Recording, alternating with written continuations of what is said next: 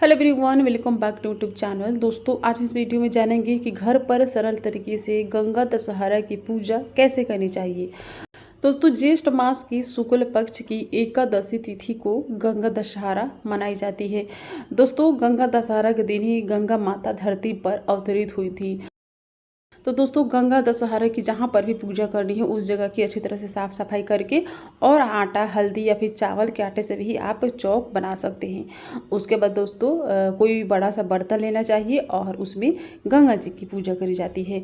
उसके बाद दोस्तों, जैसे कि गणेश जी की पूजा सर्वप्रथम करी जाती है तो सुपारी के, मिट्टी के या फिर गोबर के गणेश जी बना करके और गणेश जी की पूजा करनी चाहिए। तो चावल रख करके, चावल का आसन दे करके मिट्टी के गणेश जी मैंने यहाँ पर रखे हैं और मिट्टी के गणेश जी की पूजा करी जाएगी। आपके पास मूर्ति हो तो मूर्ति भी रख सकते हैं। उसके बाद पूजा में सर्वप्रथम जैसे कि दीपक जलाए जाते हैं तो दीप देवता को हल्दी कुमकुम चढ़ा करके पुष्प चढ़ाने चाहिए। उसके बाद गणेश जी की सर्वप्रथम पूजा करी जाती है। तो गणेश जी को जल से स्नान कराने के बाद कुमकुम और हल्दी चढ़ानी चाहिए। उसके बाद गणेश जी को वस्त्र रूपी कलवा देने चाहिए, पुष्प चढ़ाने चाहिए, अक्षत चढ़ाने चाहिए और दुबला घास उसके बाद गणेश जी को भोग लगाने चाहिए। उसके बाद गंगा माता की पूजा करनी चाहिए। तो कोई बड़ा सा बर्तन लेकर के उसमें सबसे पहले थोड़े से गंगा जल, उसके बाद सादा जल डाल करके और गंगा माता की पूजा करनी चाहिए। दोस्तों, शास्त्रों में कहा गया है कि मन सचा और कठौती में गंगा। तो दोस्तों, इस दिन शिव जी की पूजा करी जाती है। तो शिवलिंग में रख सकते हैं या मिट्टी के शिवलिंग बनाकर कर सकते हैं। शिव जी की पूजा करी जाती है। गंगा जी को दूध चढ़ाए जाते हैं, शिव जी को अक्षत चढ़ाए जाते हैं, सफ़ेद पुष्प चढ़ाने चाहिए और जिस बर्तन में आप गंगा जी की पूजा करें उसके किनार पर हल्दी लगाने चाहिए और गंगा माता को पुष्प चढ़ाने चाहिए, हल्दी चढ़ाने चाहिए, कुमकुम चढ़ाने चाहिए। और अगर आपको सफ़ेद पुष्प मिल जाते हैं तो सफ़ेद पुष्प जरूर चढ़ाइएगा गंगा माता को। गंगा माता को सफ़ेद रंग की चीज़ें प्रिय होती है और भगवान शिव जी को भी सफ़ेद रंग की चीज़ें ही प्रिय होती है। और उसके बाद गंगा माता को अक्षत भी चढ़ाने चाहिए जिसको चावल कहा जाता है। उसके बाद कहा जाता है कि गंगा माता में जौ रोपना चाहिए।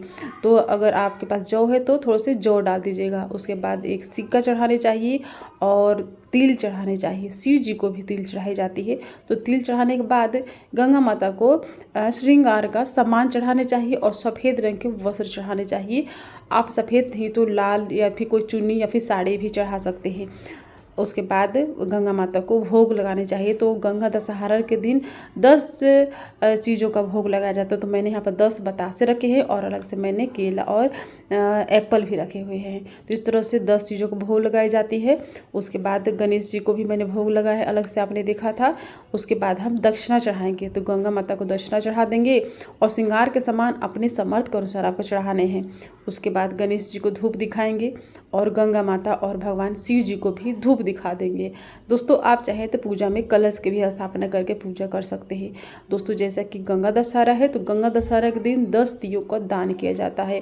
10 दिए मिट्टी के भी ले सकते हैं, पत्ते पर भी आटे का ही बना कर सकते हैं।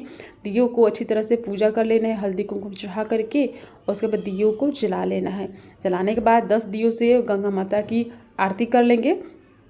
उसके बाद इन दियों को हम गंगा माता के नाम से गंगा जी को हम दान कर देंगे। दोस्तों, कहा जाता है कि गंगा दशहरा के दिन जो कोई पूजा करता है उसके घरों में किसी चीज़ की कोई कमी नहीं होती और उसके 10 प्रकार के पाप नष्ट हो जाते हैं। तो हर मनुष्य के 10 तरह के पाप नष्ट हो जाते हैं। तो गंगा दशहरा के दिन पूजा जरूर करनी चाहिए। उसके बाद दोस्तों, इन दियों को गंगा माता के जिस बर्तन में हम पूजा कर रहे हैं उसी बर्तन में हम इन दियों को अंदर रख देंगे। आप चाहे तो इन दियों को बाहर भी रख सकते हैं, चाहे तो अंदर भी रख सकते हैं। मैं यहाँ पर आपको अंदर रख करके और दिखा रही हूँ। आप दियों को बाहर भी रख सकते हैं, बर्तन से बाहर रख सकते हैं। दियों को दान करने के बाद गंगा माता से हाथ जोड़ करके पूजा में रह गई कमियों के लिए क्षमा याचना मांगनी चाहिए। तो ये हो गई गंगा दशहरा की पूजा। बिल्कुल सरल तरीके से मैंने आपको करके दिखाई है। दोस्तों, अब हम जान लेते हैं कि पूजा करने का शुभ मुहूर्त कब है और गंगा दशहरा कब है। तो दोस्तों, ज्येष्ठ मास के शुक्ल पक्ष की एकादशी तिथि को गंगा जी धरती पर अवतरित हुई थी। तो दोस्तों, ज्येष्ठ मास के शुक्ल पक्ष की एकादशी की तिथि शुरू हो रही है 29 मई दिन सोमवार को सुबह 11:49 से। और दोस्तों, ज्येष्ठ मास की शुक्ल पक्ष की एकादशी तिथि समाप्त हो रही है 30 मई दिन मंगलवार को और रात 1:07 पर। तो दोस्तों, ऐसे में उदय तिथि के अनुसार इस साल गंगा दशहरा का पर्व 30 मई को मनाई जाएगी। और दोस्तों गंगा दशहरा के दिन स्नान करने का जो शुभ मुहूर्त है वह है सुबह ब्रह्म मुहूर्त में 4:03 से लेकर के 5 बजे के बीच में गंगा दशहरा की पूजा कर लेनी है, स्नान कर लेने हैं और दान कर लेना चाहिए। तो दोस्तों पूजा बिल्कुल सरल तरीके से करके मैंने आपको दिखाई है। तो आई होप वीडियो पसंद आई होगी। प्लीज़ वीडियो को लाइक कीजिएगा और चैनल पर नए हैं तो चैनल को सब्सक्राइब कर लीजिएगा। वीडियो को ज़्यादा से ज़्यादा फ्रेंड एंड फैमिली के साथ शेयर कीजिएगा। फिर मिलूंगी नए वीडियो के साथ, तब तक के लिए हरे कृष्णा, राधे राधे।